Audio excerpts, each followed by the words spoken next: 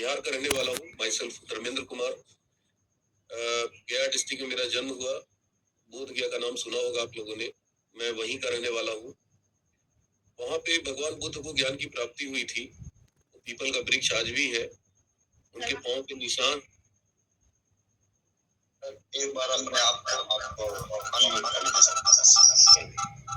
वहां पे भगवान बुद्ध को ज्ञान की प्राप्ति हुई थी। वो पीपल का वृक्ष आज भी थी। एक बार ना सारे लोग थोड़ा सा म्यूट कर लेंगे तो बड़ा मजा आएगा। पीपल का वृक्ष है, आज भी वो पीपल का वृक्ष है। और लाखों लोग फॉरेन से आते हैं। आपके तिब्बत, चाइना, जापान, इवन की यूएसए के लोग बहुत आते हैं वहां पे। बहुत ज्यादा फॉरेनर। आज गया से भी इंटरनेशनल फ्लाइट है डायरेक्ट। तो मैं वहीं का रहने वाला हूँ। मेरा ग्रामीण क्षेत्र में ग्रामीण परिवेश में मेरा परवरिश हुई और वहां पे मेरा लालन पालन पोषण हुआ। पिताजी मेरे किसान थे और 5 भाई 1 बहन 6 भाई बहनों का परिवार है मेरा। की कृपा से सब कुछ बढ़िया तो नहीं था, बट अच्छा संस्कार मिला। पिताजी मेरे बहुत ईमानदार व्यक्ति थे और कभी वो किसी का 1 रुपया रखना नहीं चाहते। वो एक ही हम लोगों को संस्कार दिए, एक ही परवरिश दिए, एक ही ज्ञान दिए कि बेटा जीवन में कभी किसी का बुरा मत करना। तुम्हारा बुरा हो जाए लेकिन हमारी वजह से किसी का भी नुकसान ना हो, किसी का अहित ना हो, इस बात का जीवन में हमेशा ख्याल रखना। एक न एक दिन शिखर पे जाओगे। तो पिताजी के उन ज्ञान को हम लोगों ने बहुत इम्प्लीमेंट किया। आज हमारे एक भाई है रेलवे में, अभी आईआरसीटीसी में ज्वाइंट जनरल मैनेजर हैं। दोस्तों उनको इतना पैसा ऑफर होता है। बड़े बड़े रेलवे के कॉन्ट्रैक्टर उनके कलम से, उनके टेबल के नीचे से पास होता है, उन्हीं के सिग्नेचर से पास होता है। आप जितना भी देखते हैं रेलवे प्लेटफॉर्म पे आईआरसीटीसी के बड़े बड़े रेस्टोरेंट होते हैं। बहुत सारे रेलवे के अंदर जो रेस्टोरेंट उसमें इंजन जो साथ में होता है ना, ट्रेन में वो लगा रहता है ना आईआरसीटीसी का वो कैंटीन, पेंट्री कार। वो पेंट्री कार हमारे बड़े भाई साहब के सिग्नेचर से पास होता है। और कोई ऐसा दिन नहीं है जिस दिन 25 करोड़ 30 करोड़ का चेक इशू ना होता हो। तो वो चाहे, उनके पास इतने पैसे आते हैं, इतने अवसर आते हैं, इतने मौके आते हैं। मैं तो उनके साथ रहा हूँ। एक एक दिन में 1 करोड़ रुपया बना सकते हैं। वो इतना पैसा बना, उनके पास ऑफर आता है। लेकिन हमारे बड़े भाई भगा देते हैं लोग। आज तक उन्होंने कभी 1 रुपया रिश्वत नहीं लिया। आज भी वो अल्टो कार से चलते हैं। आज भी बहुत सिंप्लिसिटी के साथ रहते हैं। हमारा एक भाई रिलायंस में है, बहुत बड़े पद पे है, पूरा फैक्ट्री उसके अंडर में है। वो भी बहुत ईमानदार है, ईमानदारी से काम करता है। और आपके सामने जो बंदा है, 12 साल मैंने यूनियन बैंक में नौकरी की। बहुत पैसा कमाने का मौका मिला। एक एक दिन में 2-2 लाख 2.5 लाख का ऑफर आया। ऐसी अपॉर्चुनिटी सिचुएशन क्रिएट हुआ कि मैं थोड़ा सा अगर दाहिने बाएं करता तो 2-2.5 लाख रुपए मिल जाते। एक एक दिन की बात मैं बता रहा हूँ। ऐसे ऐसे मौके आए, लेकिन मैंने कभी हाथ नहीं लगाया, कभी गलत पैसे का हाथ नहीं लगाया। और इन सब के पीछे सबसे बड़ा कारण था मेरे बाबूजी का ज्ञान। उन्होंने रुपया पैसा तो हम लोग को नहीं दिया, अच्छी जिंदगी तो नहीं दी, लेकिन अच्छा ज्ञान दिया। वो ज्यादा पढ़े लिखे नहीं थे, वो मात्र 8 पास थे वो। लेकिन उनकी जो सोच थी, उनके जो भाव थे, लोगों के प्रति जो उनकी मदद करने की जो उनके अंदर जो इच्छा शक्ति थी, वो बहुत ही यूनिक थी। मेरे घर पे कोई भी व्यक्ति, अगर रिक्शा वाला, कोई भिखारी, कोई भूखा हुआ इंसान, पूरे इस क्षेत्र में 20-25 किलोमीटर के सर्किल में सबको पता था कि अगर आप भूखे हो तो चले जाओ उनके घर पे, वहां पे खाना तुमको जरूर मिलेगा। कोई ऐसा दिन नहीं था जिस दिन 10, 12, 15 हमारे यहाँ अपरिचित लोग आके हमारे घर पे दरवाजे पे खाना ना खाते हो। कोई ऐसा व्यक्ति नहीं था। ऑटो वाला, रिक्शा वाला भी चलाता था, बाबूजी कहते थे खाना खिलाओ। हमारे यहाँ बनता था खाना। 40 आदमी का खाना रोज बनता था मेरे घर पे। 10, 12, 15 तो हम लोग फैमिली मेंबर थे, और 10, 12, 15, 20 नए लोग, अपरिचित लोगों के लिए एडवांस प्लानिंग होती थी। दुनिया मेरे बाबूजी को बेवकूफ समझती थी, दुनिया को लगता था कि यार ये आदमी भोला भाला है, इसको कुछ ज्ञान नहीं है। लेकिन कहते ना दोस्तों, आप दिल से सच्चे मन से अगर लोगों की सेवा करते हैं तो वो आपके कहीं ना कहीं रिटर्न मिलता है।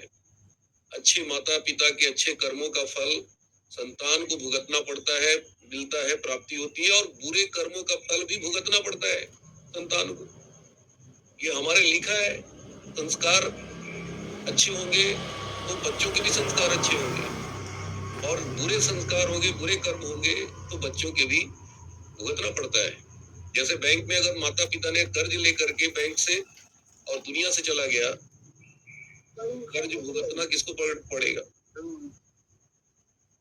वो कर्ज भुगतना पड़ेगा बच्चों को, संतान को। आप बैंक से अगर लोन लेकर के अगर उसकी पूर्ति आपने नहीं किया, उसकी ऋण नहीं चुकाया, तो वो ऋण ट्रांसफर हो जाता है बच्चों के नाम। इशू वारंट इशू होंगे, आपके भुगतान करने पड़ेंगे। आप ये नहीं कर सकते कि भैया हमने तो लिया ही नहीं पैसा, हमारे बाबूजी पता नहीं क्या कर गए, कब लिए ऋण हमें नहीं पता। आप नहीं कर सकते। यू विल हैव टू पे, लीगली आपको पे करना पड़ेगा। आपकी सारी संपत्ति बैंक कुर्क कर लेगी। तो ठीक वैसे ही अगर आपके पिताजी फिक्स डिपॉजिट करके गए हैं, अगर आपके पिताजी लाखों करोड़ों रुपया बैंक में बैलेंस करके गए हैं, और अगर वो दुनिया से चले गए हैं, तो वो उसका उत्तराधिकारी कौन होता है? आप होते हैं, उनका संतान होता है। तो उसी तरीके से बुरे कर्मों का फल भी भुगतता है संतान, और अच्छे कर्मों का फल भी भुगतता है संतान। तो मैं तो महसूस करता हूँ कि आज मेरे पास जो कुछ भी है वो मेरे बाबूजी का दिया हुआ, मेरे बाबूजी के अच्छे कर्मों का फल है, उनके अच्छे संस्कारों का ये फल है कि आज मैं स्टार रूबी हूँ, को लीडर हूँ। साथियों, ये ज्ञान की बात हो गई। सब ज्ञान सबको पता है, ज्ञानी लोग बहुत है हमारे समाज में, बट प्रैक्टिकल बात करना बहुत जरूरी है। मैं आज आपके बीच में भाषण देने नहीं आया हूँ, प्रवचन देने नहीं आया हूँ। मैं आज आपको कुछ टिप्स देने आया हूँ। मैं आज आपको कुछ ऐसा मंत्र देने आया हूँ कि अगर आपने उस मंत्रों का उच्चारण करना शुरू कर दिया, उन ज्ञान को अपने जिंदगी का हिस्सा बना लिया, तो फिर इस धरती पे आपको कोई हरा नहीं सकता। Nobody can defeat you। क्या है वो मंत्र, क्या है वो टिप्स, थोड़ी सी हम बात करेंगे। देखिए, मैं यूनियन बैंक ऑफ इंडिया में जॉब करता था, 12 साल मैंने जॉब किया। मेरे बैच के लड़के आज सीनियर मैनेजर हैं, कई बार मैं बता चुका हूँ, बहुत सारे लोग जानते भी होंगे। आज ऑलरेडी 2 लाख रुपए महीने का मैं आदमी था इसलिए बोल रहा हूँ क्योंकि मैंने उस यूनियन बैंक को क्विट कर दिया, और भी आज क्विट नहीं किया। जुलाई 2005 में मैंने यूनियन बैंक को छोड़ा। 2 साल मैंने पार्ट टाइम किया, 2 साल छुट्टी लेके किया, और 4 साल के बाद मैंने नौकरी को रिजाइन कर दिया। दुनिया ने मुझे पागल कहा, दुनिया ने बेवकूफ कहा, लोगों ने कहा यार इतनी अच्छी नौकरी इस बंदे ने रिजाइन कर दी, क्या इस आदमी की, भगवान ने बुद्धि नहीं दिया है, ज्ञान नहीं दिया है। मेरे माता पिता ने भी बहुत गुस्सा हुए, बाबूजी भी बहुत गुस्सा हुए, रिश्तेदार भी बहुत गुस्सा हुए, दोस्त भी बहुत मेरे को भला बुरा कहा, सभी लोग मेरे खिलाफ थे। कहते ना कि आप गलत फैसला लेके उसको सही साबित करिए, रतन टाटा जी का एक स्टेटमेंट है। तो मेरे पास भी कोई विकल्प नहीं था, क्योंकि मैंने जॉब छोड़ दिया था 2005 में। मात्र मेरी लेवल थी उस समय स्टार बल के लेवल पे मैं आने के बाद मैंने अपने यूनियन बैंक की नौकरी को क्विट किया, छोड़ दिया, त्याग दिया, रिजाइन किया।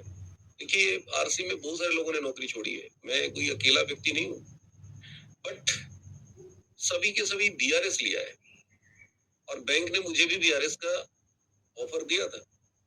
मेरे टोटल 12 साल 12.5 साल नौकरी का हो गया था, और 2.25 साल 2.5 साल मेरी लगभग सब मिला के 14.5 साल मेरा कैरियर हो गया था, बैंकिंग कैरियर। मैं लीव विदाउट पे था, उसको भी आपके टोटल कैरियर में माना जाता है। बैंक ने मेरे पास प्रपोजल रखा कि आप 15 साल कंप्लीट कर लो, मात्र 6 महीने और ज्वाइन कर लो बैंक, 6 महीने कंटिन्यू कर लो, और फिर वीआरएस अप्लाई कर देना। बहुत बड़ा नुकसान होगा। हमारे बैंक के डीजीएम ने समझाया। क्यों ऐसा ऑफर आया था? क्योंकि वीआरएस लेने से क्या होता, उस समय मेरे को 32 लाख रुपया बैंक ऑफर किया था।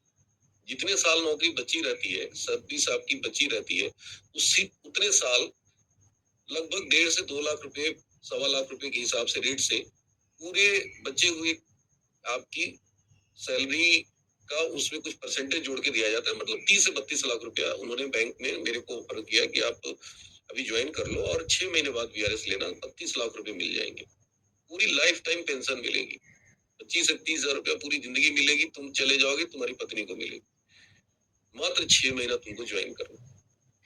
मैंने कहा कि सर 6 महीना तो बहुत दूर की चीज है, मैं 6 दिन भी नहीं जा सकता वापस, क्योंकि हमारे लड़के लोगों ने प्रचार कर दिया कि हमारे सर ने यूनियन बैंक की नौकरी छोड़ दी। अब मैं अगर ज्वाइन कर लेता जाके तो हमारे जितने भी लड़के ग्राउंड वर्किंग कर रहे थे, फील्ड वर्किंग कर रहे थे हमारे साथ, उनको कहीं ना कहीं एक मैसेज आता, यार एक टी कुमार ने हमारे साथ धोखा किया है, चीट किया है, क्योंकि बहुत सारे लड़के हमारी नौकरी छोड़ चुके थे। कोई जेट एयरवेज की नौकरी छोड़ दिया, कोई अपना बिजनेस छोड़ दिया, कोई पढ़ाई छोड़ दिया। आनंद कश्यप जी ने आईएएस की तैयारी करते थे, उन्होंने रिजाइन पढ़ाई छोड़ दी। अरविंद गुप्ता जी सिविल सर्विसेज की तैयारी करते थे, उन्होंने पढ़ाई छोड़ दी। बहुत सारे लड़के हैं ऐसे, मैं नाम लेने लग जाऊंगा तो समय ज्यादा चला जाएगा। और दोस्तों मेरे लिए वो 30 लाख रुपया, 32 लाख रुपया मेरे लिए वो पेंशन मायने नहीं रखता था, मेरे लिए वो एक एक लड़के मायने रखता, उनका करियर मायने रखता था। और इसीलिए I decided to quit my job. मैंने कहा नहीं, ये 32 लाख, 35 लाख, 40 लाख रुपया मेरे लिए कोई मायने नहीं रखता। आने वाले समय में एक एक महीने की इनकम होगी।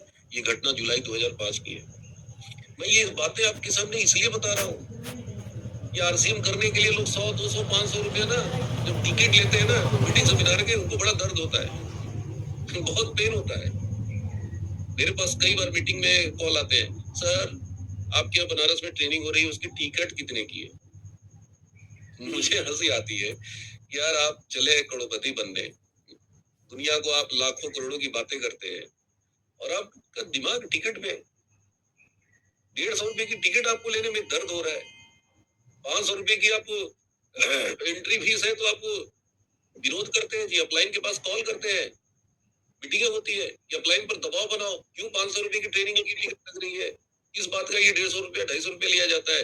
देखिए आज वो टॉपिक नहीं है, मैं आप लोग को इसलिए ये टॉपिक पे लाना चाहता हूँ कि आपको आप बाकी में कर क्या रहे हैं, व्हाट आर यू डूइंग, आप होश में है, होशो हालात में है कि आप बेहोशी की हालत में?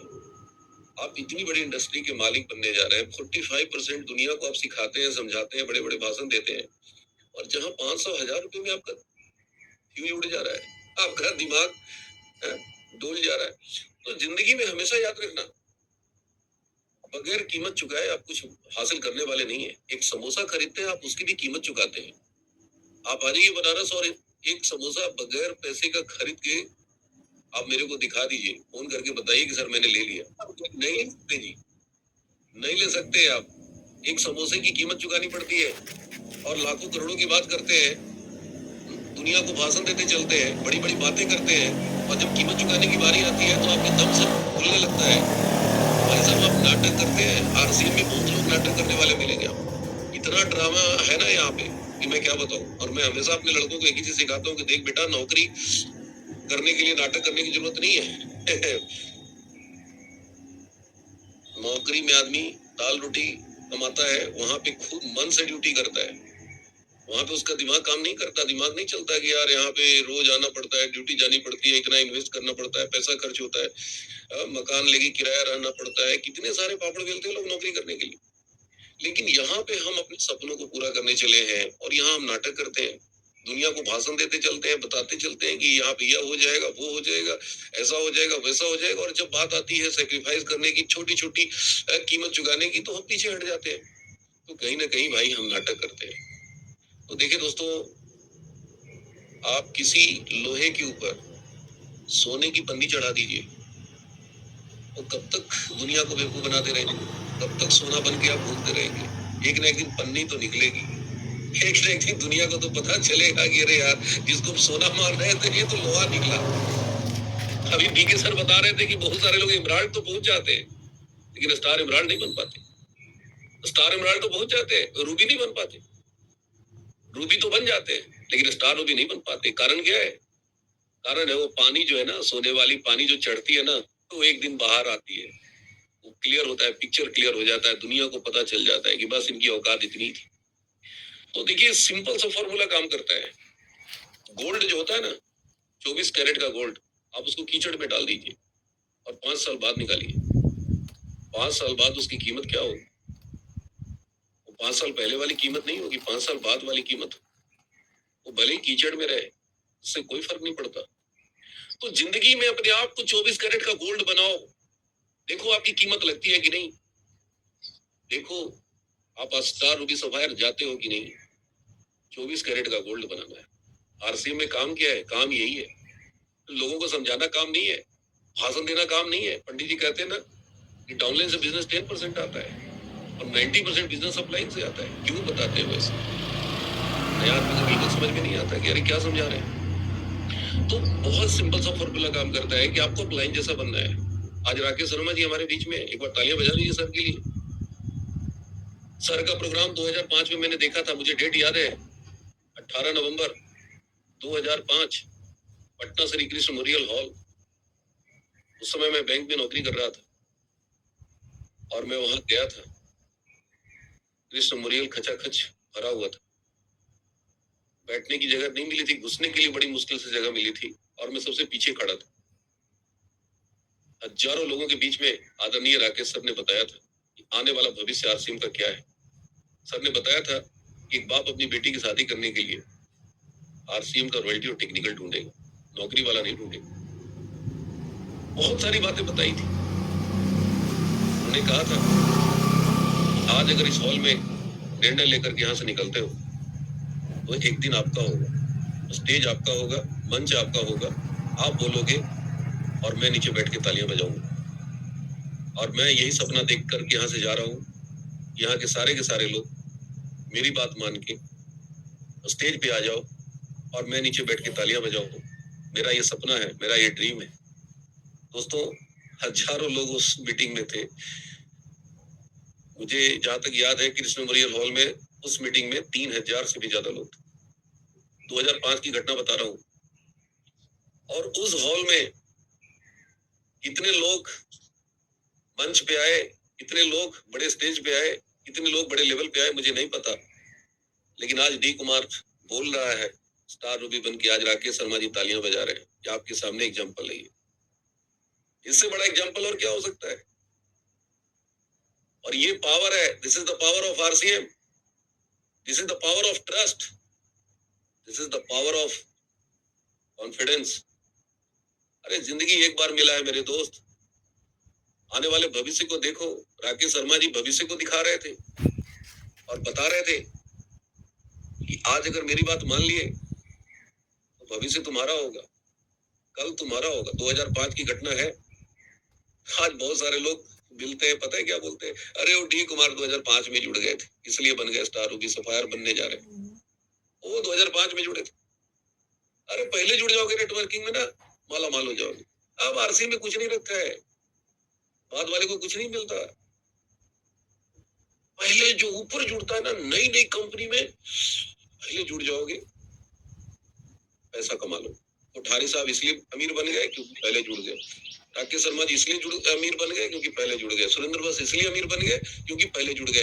तमाम इस तरह की बातें करने वाले लोग गली मोहल्ले कुचे में आपको भरे पड़े हैं, बल्क में है, लाखों में नहीं करोड़ों में है। जितने अज्ञानी लोग होते हैं ना, उतना ही अपने आप को ज्ञानी समझते हैं। हमारे हिंदुस्तान की एक सबसे बड़ी समस्या है, जो जितना मूर्ख है उतना बुद्धिमान मानता है अपने आप। और यही सबसे बड़ी कामयाबी नाकामयाबी का एक रीजन है। अरे जिंदगी में मैं भी अपने आप को ज्ञानी मानता था जी, बैंकर्स था, बैंकर किसी को समझता नहीं है। आप अपने आप को तोप समझते हो, टैंक समझते हो। घर में समझो, बैंक में कोई भी व्यक्ति मेरे पीछे से आता था ना, मैं बोलता था सर लाइन में लगो। पहले बैंक में लाइन बड़ी लंबी लंबी लगती थी, लाइन में खड़ा करवाते थे, नहीं सुनते थे। मैनेजर साहब कई बार बोलते थे, अरे धर्मेंद्र जी सुन लो यार, ये बड़े आदमी है, थोड़ा इनका कर दो पीछे से काम। मैं बोलता था सर मैं नहीं कर सकता। बहुत इगोइस्टिक था मैं, इतना अहंकार था ना कि आपको बता नहीं सकता हूँ। सुनता ही नहीं था किसी का, न बाबूजी का सुनते थे, न माता जी की सुनते थे, न मैनेजर की सुनते थे। अरे ब्रांच मैनेजर को तो मैं जेब में लेके घूमता था, क्योंकि बैंक का सबसे टिपिकल काम डी कुमार करता था। जो कोई नहीं कर सकता वो मैनेजर आता था मेरे पास कि सर आप ही कर सकते हो, और दूसरे किसी के बस का वो नहीं है। तो मैं अपने आप पर गर्व करता था, मुझे बहुत अहंकार थी, मुझे बहुत घमंड था यार। मास्टर डिग्री होल्डर, यूनिवर्सिटी का मैं टॉपर रहा हूँ। फर्स्ट अटेम्प्ट में बैंकिंग सर्विस रिक्रूटमेंट बोर्ड को क्वालिफाई किए थे, पहली बार में 17 लाख लड़के बैठे थे। लोग कहते थे कि अरे बेवकूफ है, पागल है, पहली बार लोग परीक्षा देने जाते हैं क्वेश्चन का पैटर्न देखने। मैं कहा यार मेरे पास इतना टाइम नहीं है फालतू का, एक्सपेरिमेंट करने के लिए मैं नहीं आया। लाइफ में हमेशा याद रखिए, ये जीवन एक्सपेरिमेंट करने के लिए नहीं मिला है।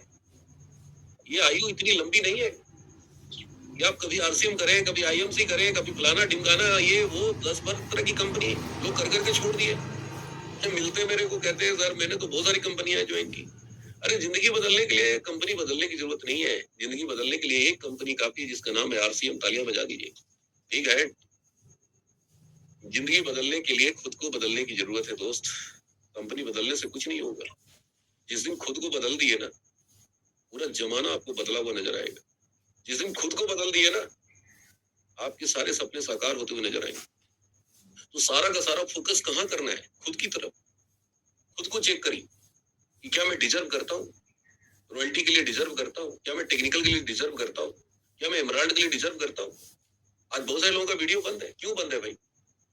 हमारे सेशन में भी होता है, बहुत सारे लोगों का, आधे से ज्यादा लोगों का वीडियो बंद रहता है, क्यों बंद है? सर ने कल मेरे को बोला आज मैं स्नान ध्यान करके आया हूँ आपके बीच में। मैं किसी काम को करता नहीं हूँ, किसी काम में जान लगा देता हूँ।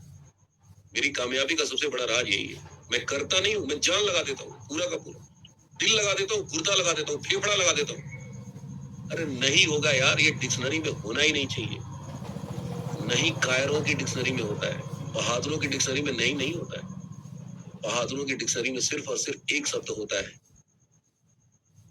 और वो शब्द का नाम है विनर, विजेता, विजेता, विजेता। आई एम विनर, मुझे कोई हरा नहीं सकता। इस धरती पे कोई पैदा नहीं हुआ जो डी कुमार को हरा दे। इस धरती पे पैदा नहीं हुआ जो कोई आपको हरा दे। इंसान हारता किससे है? बाहर वालों से नहीं हारता, अपने आप से हारता है। लड़ाई बाहर वालों से नहीं है, खुद से लड़ाई चलती रहती है।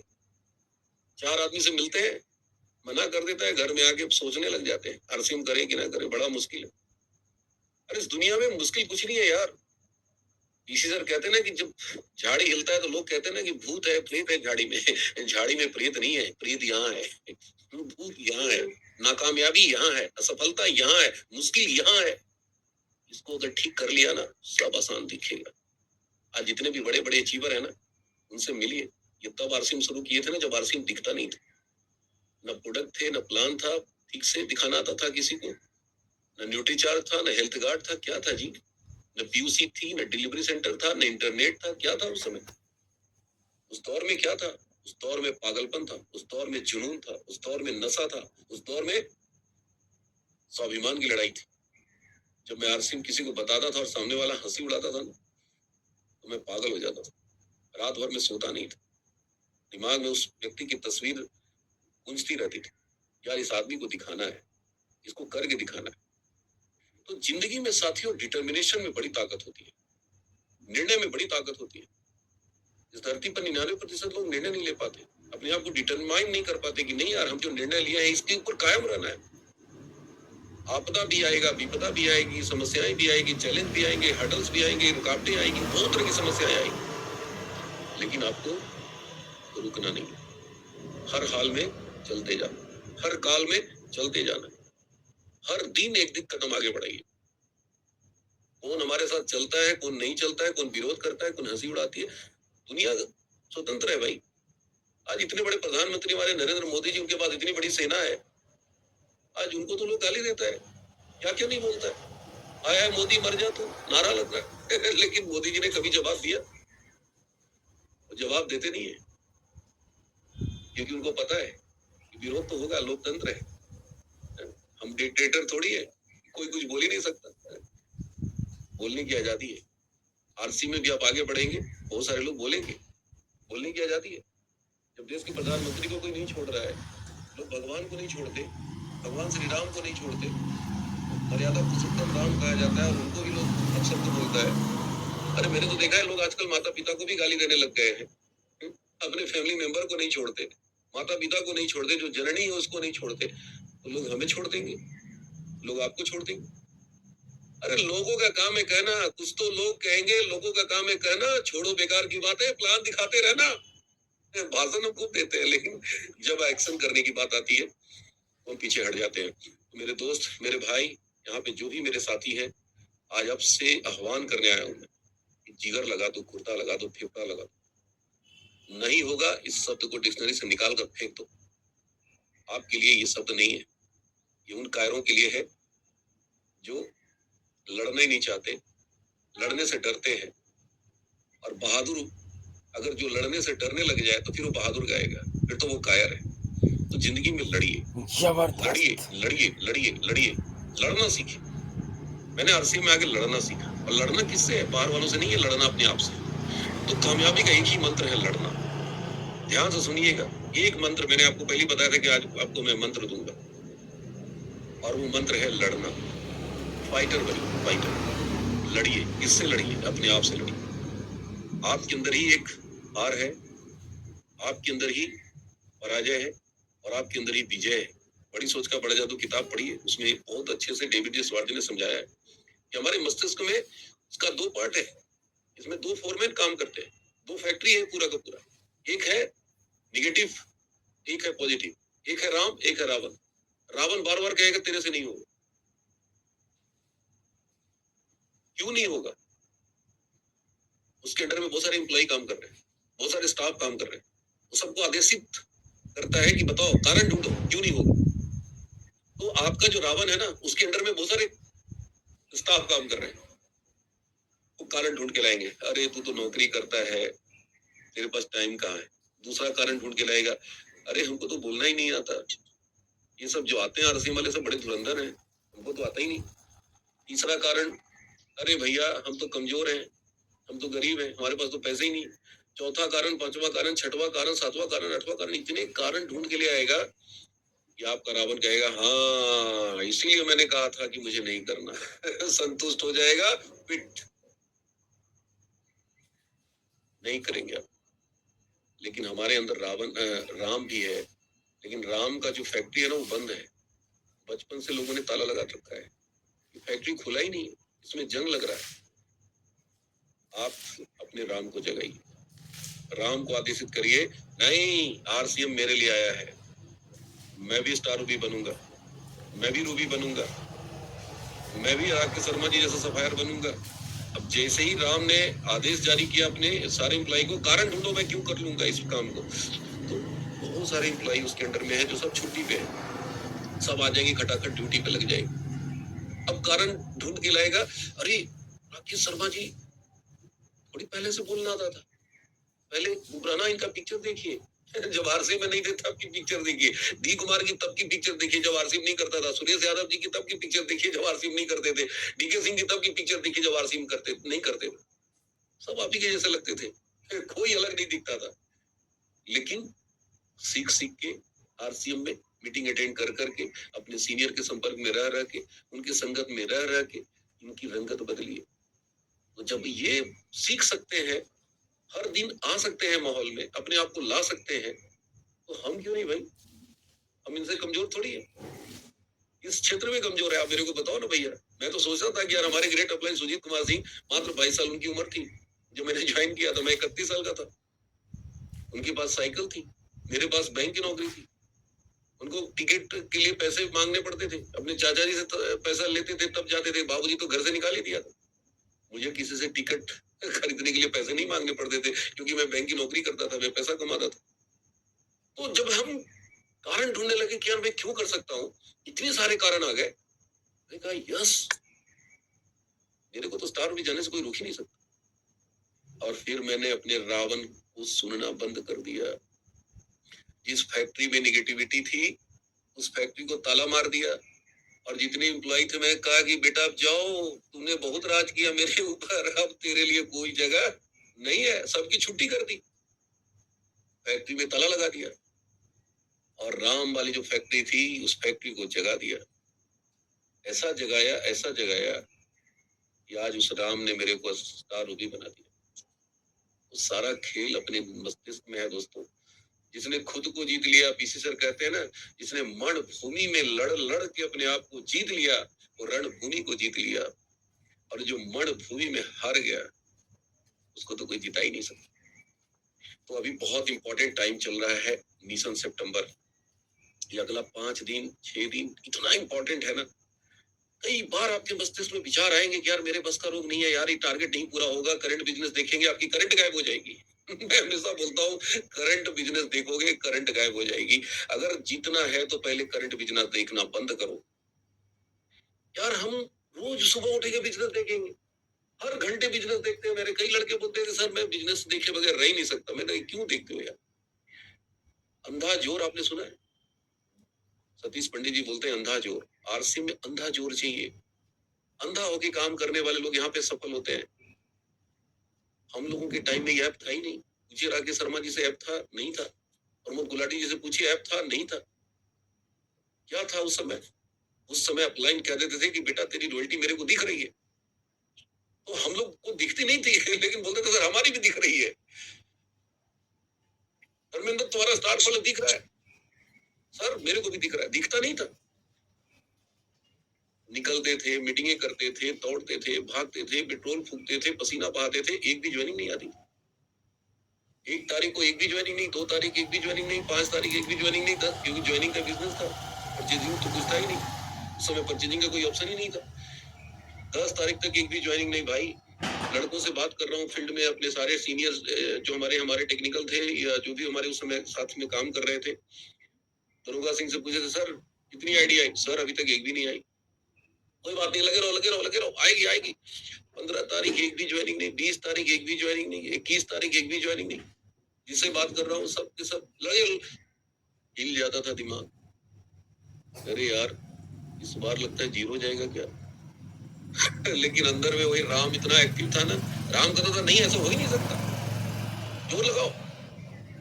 लड़ते रहते थे लड़ते रहते थे लड़ते रहते थे। पता चला कि 28 तारीख 29 30 जाते जाते कोई 10 फार्म, कोई 20 फार्म, कोई 50 फार्म, कोई 60 फार्म, 70 फार्म इकट्ठा किए। 700 फॉर्म पहले फॉर्म होता था, भेजते थे हम लोग कंपनी। 700 ज्वाइनिंग करा। अब कल्पना कीजिए अगर उस जमाने में ऐप होता, 1 तारीख को बिजनेस क्या दिखाता? जीरो। 2 तारीख जीरो, 5 तारीख जीरो। परचेजिंग तो था ही नहीं, ज्वाइनिंग का ही बिजनेस होता था। 10 तारीख जीरो, 12 तारीख जीरो, 15 तारीख जीरो, 20 तारीख जीरो। क्या होता रे सांबा? गुलाटी सर मुस्कुरा रहे। सर एक भी हम लोग खड़े नहीं हो पाते। न गुलाटी सर रहते, न राकेश सर रहते, न डी कुमार सर रहते, और मैं तो बोलता हूँ सुरेंद्र सर भी नहीं रहते। अरे जीरो देख देख के कौन हीरो बनता है यार, और कब तक हीरो बनता मेरे भाई? कितने दिनों तक हीरो बनता? हम लोगों ने जीरो में काम किया भाई। क्या बताना चाहता हूँ, अंधा जोर लगाते थे। हमें 30 तारीख को बिजनेस क्या होता था उसको दिखाया जाता था। Visualisation, the power of visualisation. देखो उसको, उस घटना को देखो जो 30 तारीख को घटने वाली है, उस बिजनेस को देखो जो 30 तारीख को होने वाली है। और वही देख देख के हम लोग उसी दुनिया में जीते थे। इतना एक्साइटेड रहते थे, इतना एनर्जेटिक रहते थे, काम करते थे फील्ड में, और हो जाता था भाई। ये जब से ऐप आया है ना, एक भी डायमंड नहीं निकला। जब से ऐप आया है ना, एक भी स्टार भी बहुत कम निकल रहे हैं। मैं बोलता हूँ ऐप नहीं है, ये ऐप है। और जब से ऐप आया है लोगों को नकारा बना दिया है, बेकार बना दिया है, कमजोर बना दिया। देखो मैं सिस्टम का खिलाफ नहीं बोल रहा हूँ, मेरी औकात नहीं है कि मैं टीसीजी के खिलाफ बोलूं, लेकिन कहते ना कि चक्कू से गर्दन भी कटते हैं और चक्कू से सब्जी भी कटती है। आप चक्कू का इस्तेमाल कैसे करते हो, इट डिपेंड्स अपॉन यू। वो ऐप अच्छाई के लिए भी आई है और ऐप में कमियां भी दुनिया भर की है। मैं हमेशा बोलता हूँ कि भैया करंट बिजनेस देखना बंद करो। अगर लड़ना है ना तो अंधा होके लड़ो, आंख बंद करके लड़ो, अपने टारगेट के लिए लड़ो। 30 तारीख को क्या क्लोजिंग होगी उसके लिए लड़ो। जिस दिन आपने उस चीज को देख लिया कि 30 तारीख को क्या होने वाला है, भाई साहब आपकी ताकत 10 गुनी बढ़ जाएगी, आपकी ब्लड सर्कुलेशन बढ़ जाएगी, आपका एक्साइटमेंट हाई लेवल पे होगा, आपकी एनर्जी इतनी भयानक होगी ना कि आपको हडल्स दिखेंगे ही नहीं। आपका फोकस होगा पूरा टारगेट के ऊपर। तो साथियों, यहाँ पे बड़े बड़े महारथी हैं, बड़े बड़े दिग्गज हैं। टाइम काफी हो गया, मैं ज्यादा समय ले लिया, सॉरी। ये मिशन सितंबर कुछ नहीं है, ऐसे फूक देंगे उड़ जाएगा। ध्यान से सुनिएगा मैं क्या बोल रहा हूँ। मिशन सितंबर फूक देंगे उड़ जाएगा।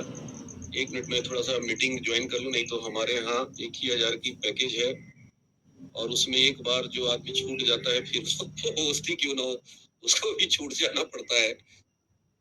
हाँ, तो मैं ये जुड़ गया हूँ। आज हमारे गड़बड़ हो जाता है ना, सुनाते रहिए।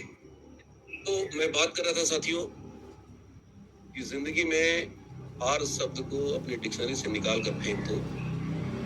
आप जीतने के लिए पैदा हुए हो, आप कामयाब होने के लिए पैदा हुए हो। इस मिशन सितंबर में आज यहाँ से कसम खा के जाइए कि चाहे प्रलय आ जाए, चाहे तूफान आ जाए, चाहे बवंडर आ जाए, लेकिन इस सितंबर के सिकंदर तो हम ही होंगे। सोचिए ना, सोचने में पैसा लगता है। मैं हमेशा बोलता हूँ कि बेटा जिस काम में पैसा ना लगो खूब करो। खूब सोचिए कि सितंबर का सिकंदर हम है भाई, मैं बोल रहा हूँ हम है। दुनिया की कोई ताकत नहीं रोक सकती सिकंदर बनने में। सोचने में पैसा लगता है यार।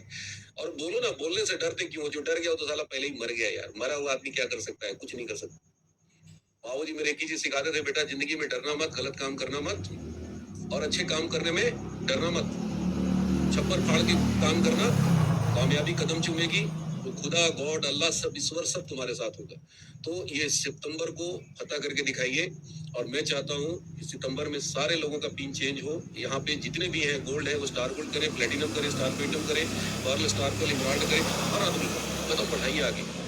आप जीतेंगे ना तो हम जीतेंगे। और आप जीत करके जब हमें फोन करेंगे और मैसेज आएगा मेरे पास ना कि सर उस दिन जो आपने मीटिंग लिया था ना, उस मीटिंग ने हमारी कामयाबी में एक मील का पत्थर साबित हुआ, तो शायद मुझे आज यहाँ आना सफल होगा। मैं अपने आप को धन्य समझूंगा। इन्हीं शब्दों के साथ आज की वाणी में ही विराम देता हूँ। बहुत बहुत धन्यवाद टीके सर, बहुत बहुत धन्यवाद राकेश सर, आपने हमें समय दिया, मौका दिया। बहुत बहुत धन्यवाद। थैंक यू सभी को। JR सिंह। थैंक यू गुरुदेव। आपने तो सोई हुई आत्माओं को, हमको लगता है जो 2000 से ज्यादा लोग यहाँ पे जुड़े हैं, सबकी आत्मा को झकझोर के रख दिया सर। और रियल में हम लोग फोन करके आपको बताएंगे गुरुजी, जो आप आए थे आज इस होटल पे 2000 लोग जुड़े। अपने अगर 2-2 साथी को कामयाब करेंगे तो हजारों की संख्या में सर हम लोग आपको रिजल्ट देंगे। और इस मीटिंग की क्लोजिंग के लिए हम सबके पूजनीय, हम सबके लिए वंदनीय, भारत के